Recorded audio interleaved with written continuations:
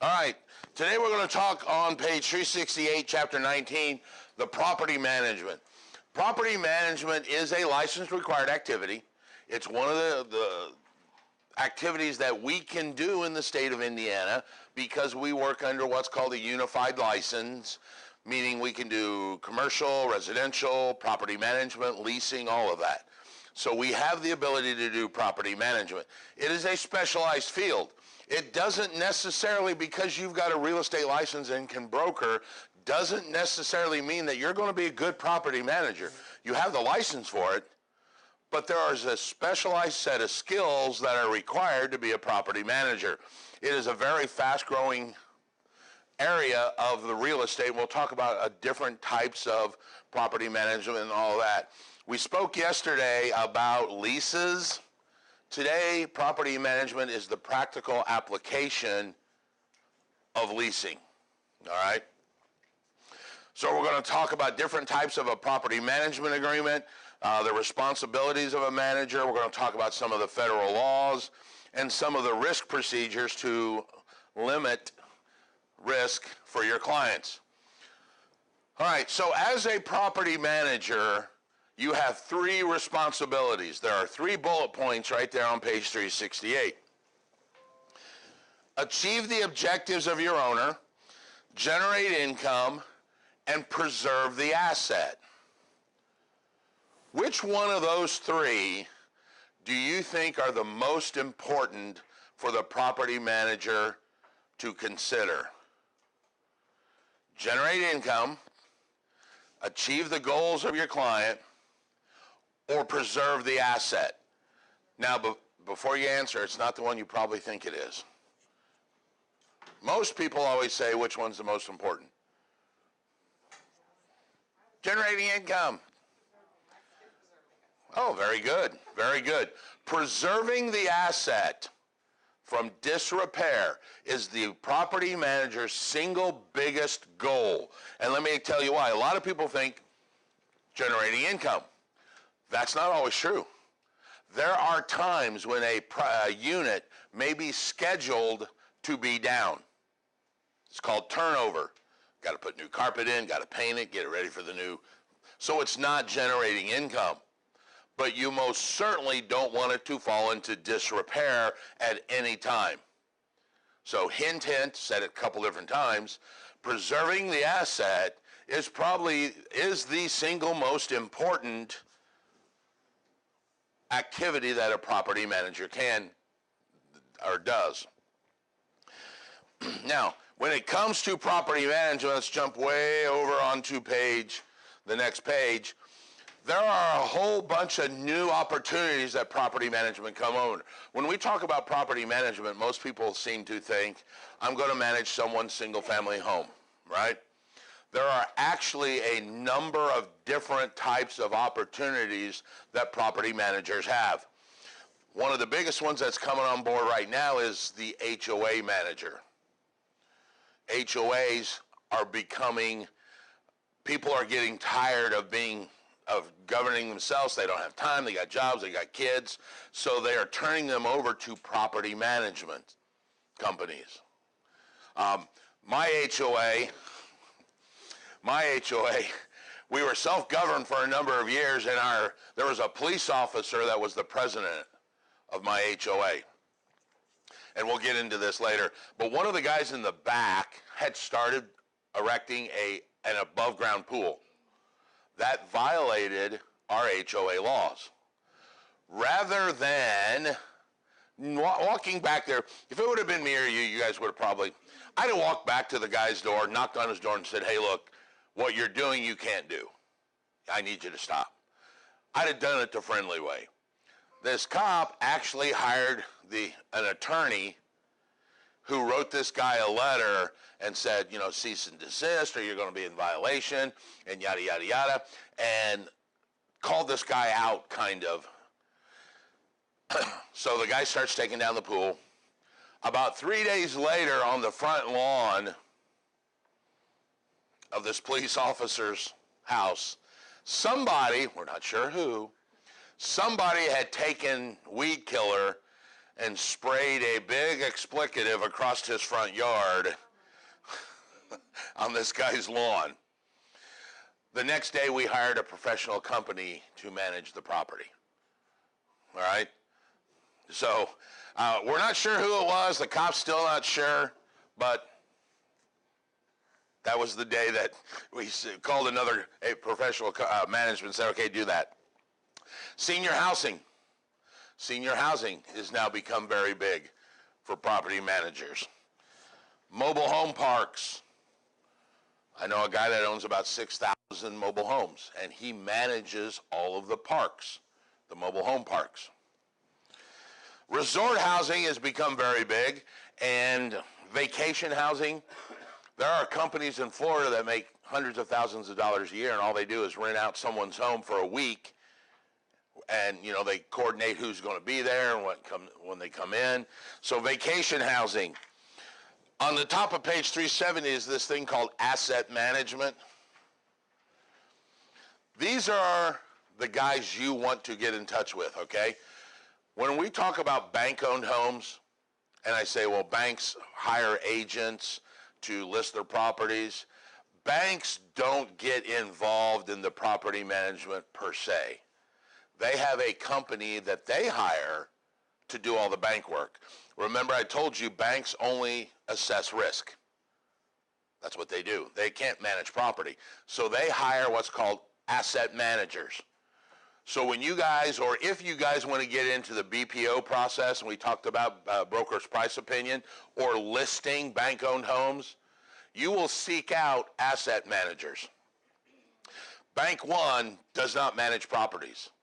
There's a company called SPS that Bank One hired, and you deal with SPS when you want to talk to them about listing properties, or if you get a listing, they're the ones you communicate with. So asset managers are truly the property managers for banks.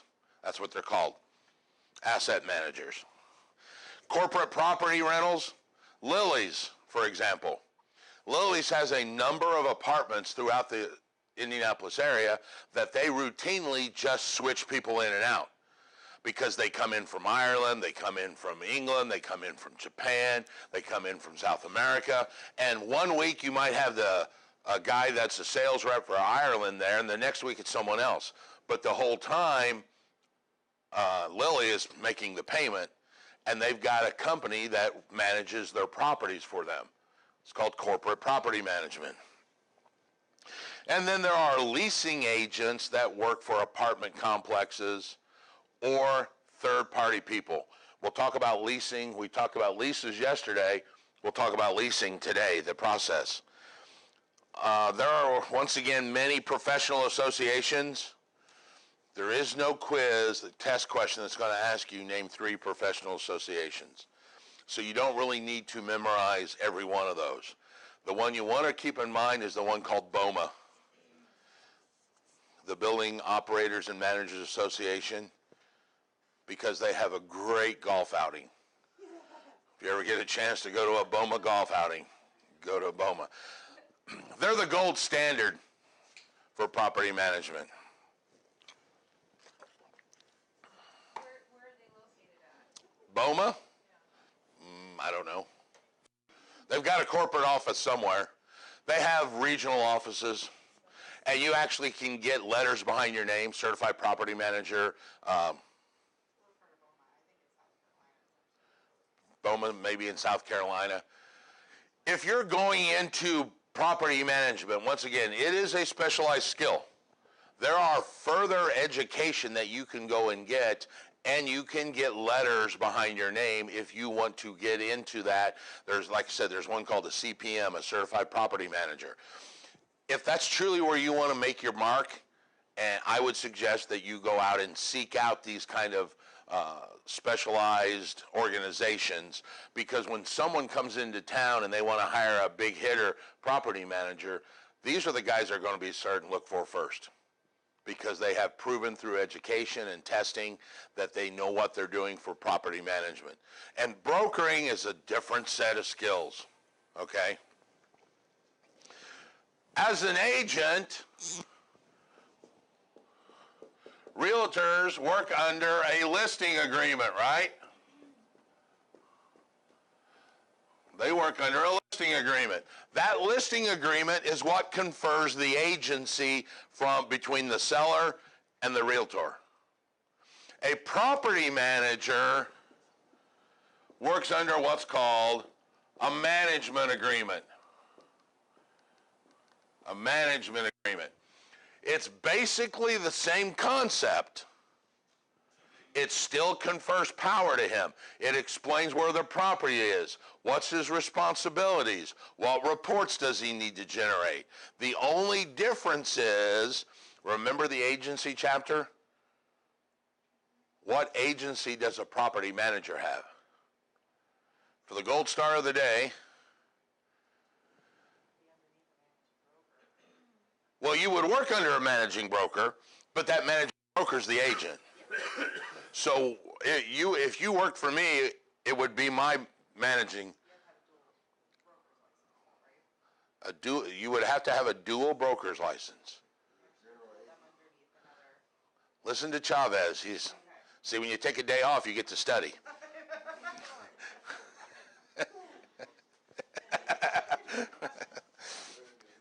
Say it again, Chavez. Yes, remember, property managers are conferred general agency. Very important you understand that. General agency. Where realtors have, what was it? Special agency. General agency allows an agent to do multiple things.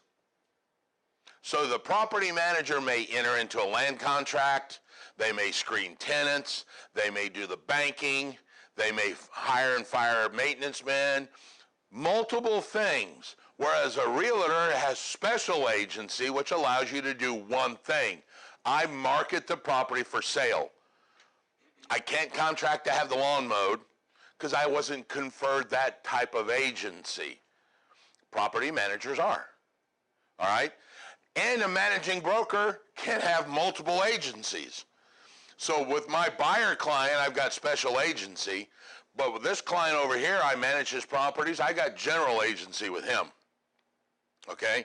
I can have multiple general agencies. I can manage this client's property here and this client's property there and still be a buyer and a seller over here. So I can have multiple agencies. The difference is, what are you allowed to do between the agencies? General allows you to do multiple things. Those things are defined in the management agreement. What's the property? How much do I get paid? What reports do I generate? Is there a process for screening tenants? Those are all the things that a property manager will do for a client when he works under this management agreement. All right, those are all the roles that they could have. And if you look on page 371, you can see all of those roles. You know, what's your time period? When does this management agreement start? When does it end? What's your purpose? The extent of your authority, your pay, all of this is in the management agreement. All right, so think of it like I said, when a broker goes to a seller and they sign the listing agreement, it gives all these same things. What's the address? When do I get started? How much do I get paid? And it confers the responsibility to market the property. As a property manager, I sign it. Tells me the same things because I still need to know the property, but it confers a different power to me. And those powers are defined in there. I want you to do all the lawn care. I want you to hire and fire maintenance men. I want you to screen tenants. So all of that, your management agreement is what engages you with your client. Okay? It also talks about your liabilities. There's also the same wording, the antitrust wording, all the equal housing wording in there, because you still have the same issues. All those Sherman Antitrust Act rules that apply to brokerage also apply to management. Same thing with fair housing. Still apply to management. You know, if your property manager can't say, I don't want you to rent to the Martians, sorry, that's a violation. Can't do that. So all those same wordings are still in the agreement. All right? Now, just out of the blue, they throw this in all of a sudden. Okay, let's talk about math. So let's talk about leasing for a second. And I know you guys love doing math, so we can do a little bit of math. First of all, do we understand how to calculate square footage? Do we need to go over that math? Don't laugh, there have been people. You guys remember chapter 9 when we did the map? And we figured the northeast quadrant and the northwest? I had one girl ask me once, well, how do you know north's up? Because we make it that way. So on a 25-foot by 40-foot room, how many square feet do we have? It's 1,000 square feet. Anybody picture that size of room in your head? That's this room. That's what this room is, 25 by 40. All right, so this is a 1,000 square foot suite. When you lease, you get paid on the entire lease. Now, the thing I need you to understand is your fee for management is different than your fee for leasing. Those are two separate activities. So a lot of times when you're a property manager, in your management agreement, it may give you your compensation to lease a property that is different than your compensation to manage your property. Okay? Some property managers, in order to try and get more business, say, hey, I'll throw that in as a bonus, but you still is a separate activity. Okay? Now, in the commercial world,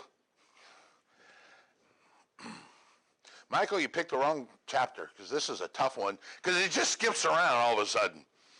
In the commercial world, they express leasing in terms of a per square foot. $12 per square foot, all right? That's the symbol for square footage. That is an annualized basis. Now, we all know that we rent apartments and residential typically by dollars per month. $400 per month, $600 per month. If you go into the commercial world, they rent it per square foot. The reason they do this is so that you can kind of compare properties to other properties. You know, do you want 1,000 square feet at $12? Or I found one that's 2,200 square feet, but it's only $4. So it allows you to compare the 12 versus 4. All right? So in a scenario like we've got on the board, let's run an example. I'm going to change that from $12 to $8 because I have this example online. If you get paid 4% of the lease as a leasing commission, you simply in this scenario would take 1,000 square feet times the $8 per square foot gives you $8,000 a year, right?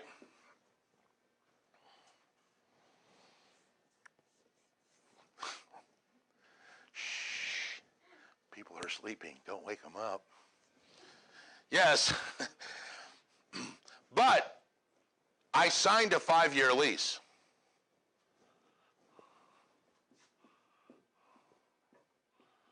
So that's 40 grand. I get paid 4% for leasing.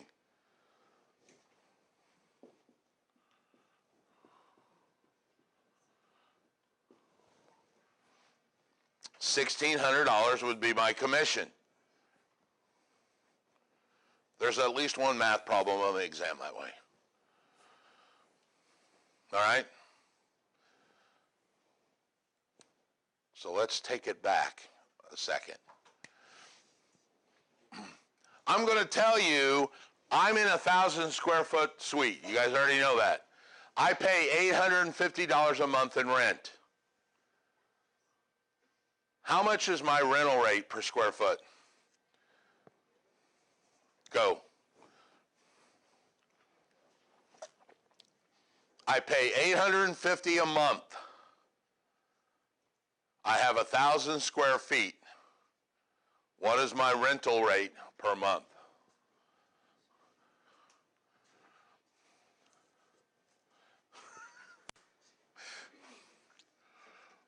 Okay. So this is working backwards.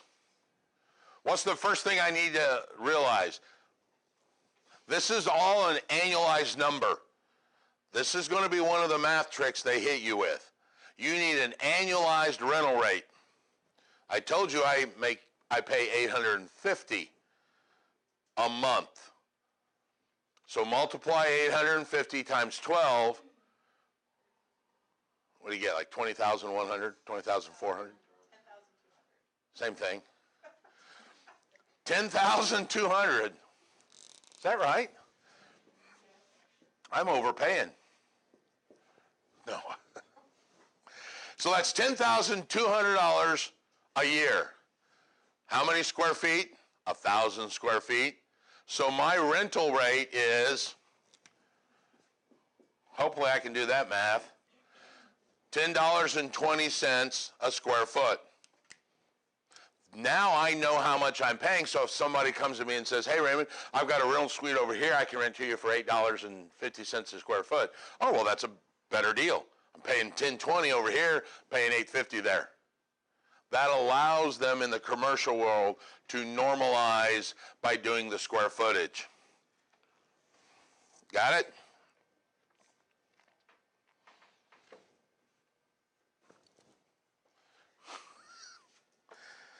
Whew. It's going to be a long day. Stop the audio.